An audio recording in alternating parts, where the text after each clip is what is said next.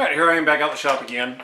You've seen me do a couple of videos where I have converted a bullet button equipped AK over to a featureless rifle.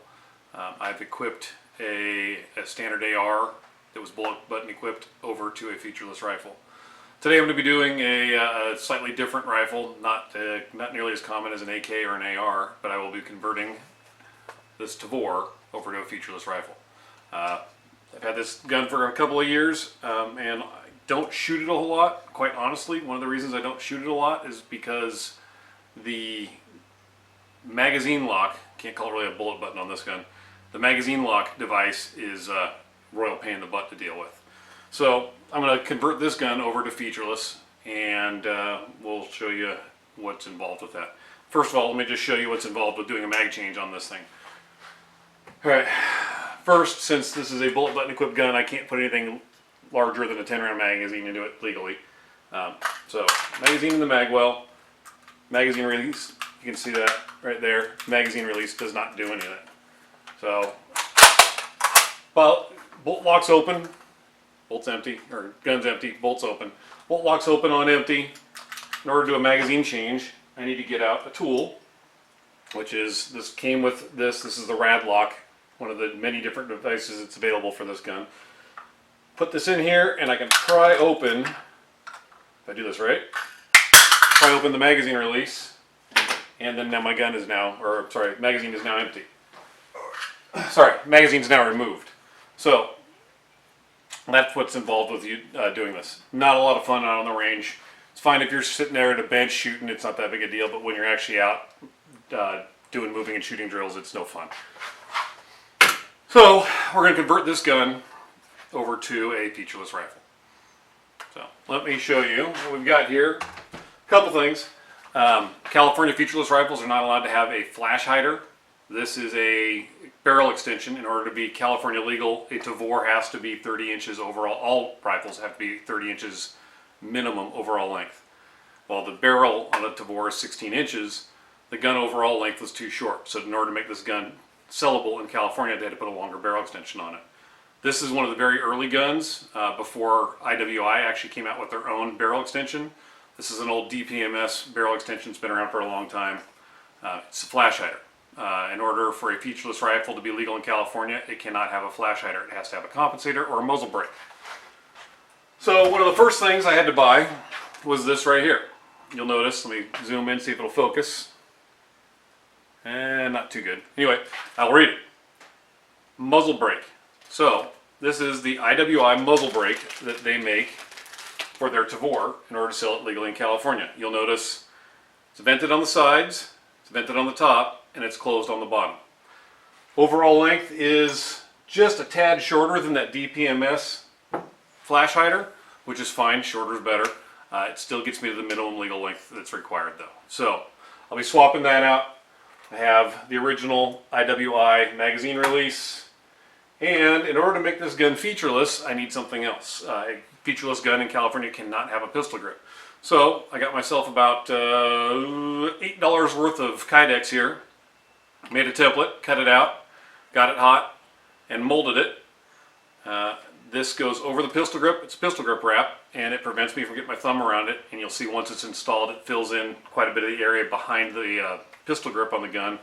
Therefore, it's negating the pistol grip. It's now just a grip. That's all that's required to convert this gun to featureless. And once that's done, I can have a regular magazine release.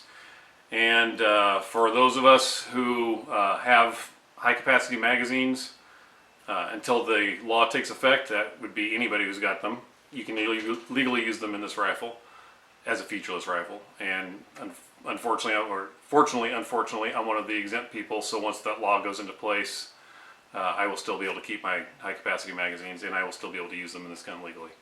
So anyway, let's get to work. Alright, here we are on the workbench. I hope to God this thing's focused this time. I just spent 10 minutes trying to get it focused. It appears to be focused. Unfortunately, I won't know until I put the video on the computer and go to edit. So I'm hoping I got it focused right. So here we got the Tavor. The first thing I need to do is let's get rid of this muzzle device. This is the long flash hider. Here is the muzzle brake that IWI makes. So let's get this off of here. There's no easy way to hold on to this muzzle device because it doesn't have a square for or flat edges for a wrench. So the screwdriver in the tip of the flash hider portion of it seems to work fine. Here is the IWI produced muzzle brake.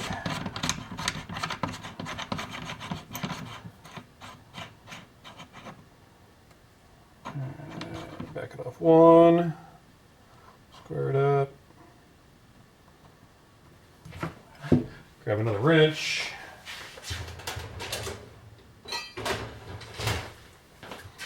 and let's tighten this up.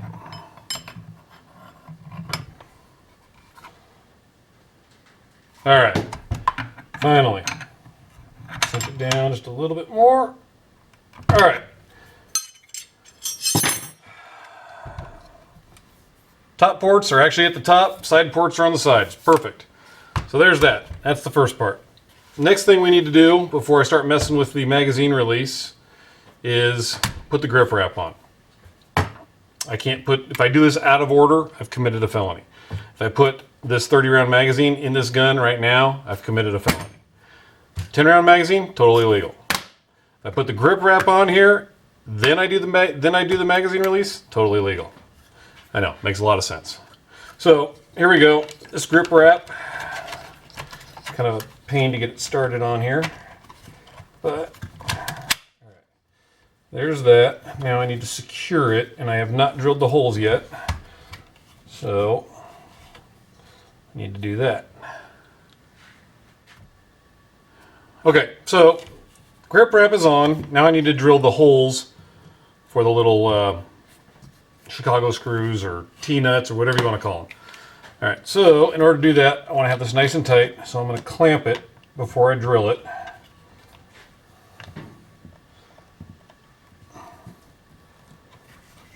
All right, there's one. Two, I'm going to use two screws, excuse me, to hold this in place.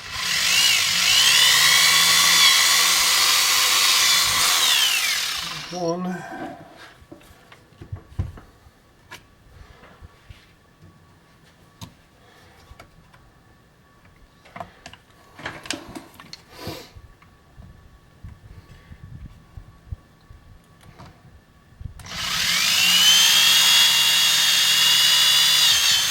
And two. All right, so let's go with third time's a charm on the hardware, hopefully. Let's see what we got here. I've got, that works. And this hardware I'm using now is the color I would have preferred. And I ended up stealing it out of a holster of mine that I don't use. And look at that, it actually works. So I will have to find this hardware elsewhere so I can put my holster back together. But in the meantime, it will work perfect for this.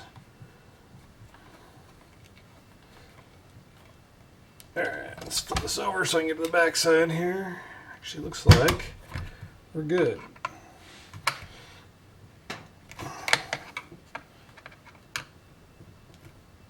Alright, that's screwed together nice and tight. That doesn't move. So now we can go back to the mag release, and I need to get a pin to drive that, or a punch to drive that pin out of there.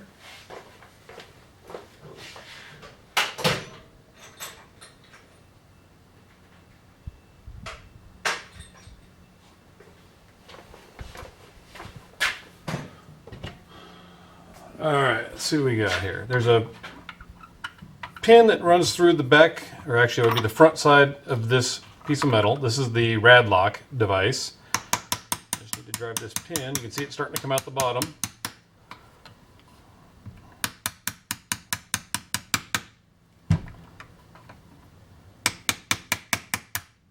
Alright, I believe, nope, not all the way, almost. So there's the spring, and I still got a little more to go.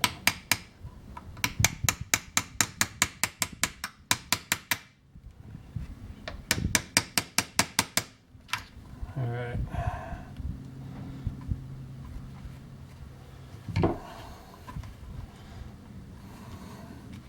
Of course, I pulled the punch out. Now I can't get the spring punch back through the spring. There we go.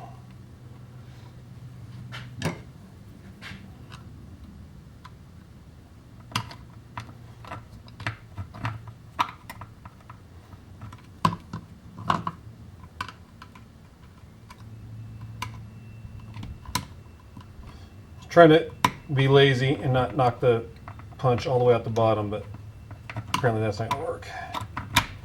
There we go. Now I'm back through. There goes the punch. Sorry, the pin. All right, that's all the way out. Pull this back through. Now, that's the rad lock. You can see where the return or the spring for it is. Here's the original magazine release. When I pull this out, the spring comes out. I'm going to set it down there for a second. And here's the primary difference. Hopefully you'll be able to see this in the video between these two parts. This part here, the original piece, you can see there's an angled spot there. Whereas on the rad lock, it comes way back and it's a big open hole. And it's rounded at the corner. You can see where that's just where the milling machine came back and came to a stop here. This one, as it came back, it rounded downward. When you hit the magazine release on this gun, you see the little piece of metal inside here, the little silver piece of metal. Let me point with this. It comes back, pushes against that, which lifts out, and that's the piece that actually holds your magazine in place. So, I need to put the spring back into here. Put this back in place. And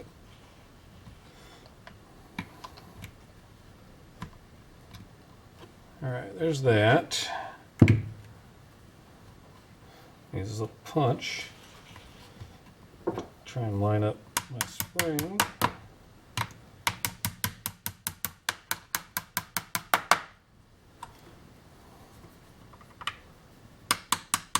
All right, spring's back in. Now I have a working magazine release.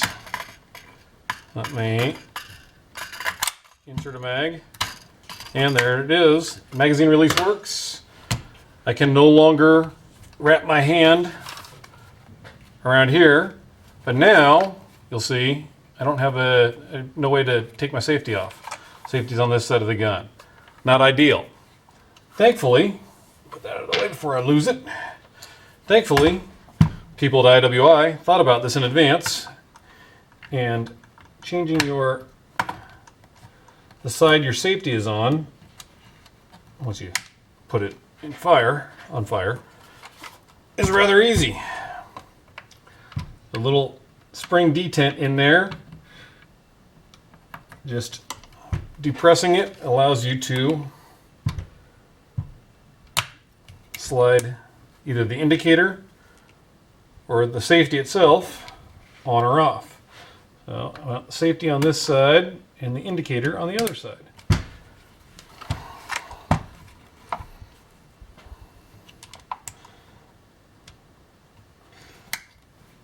All right, so now safety works.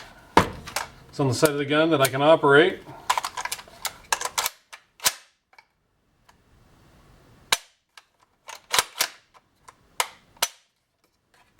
I can reach through right here with my offhand. I can get to my magazine release. All right, time to go back to the other camera. All right, so you just saw what was involved in doing the conversion. As you can see now, here I have, let's see if I can get it back here in the light a little better. There we go. Here I have the grip wrap that I made. It's got about $8, $9 into it. I can still get a hold of the grip portion of the gun. I can operate the safety. I can get to the trigger. I can operate the controls on my other side of the gun. Again, you can see no magazine in the gun, chamber's empty. And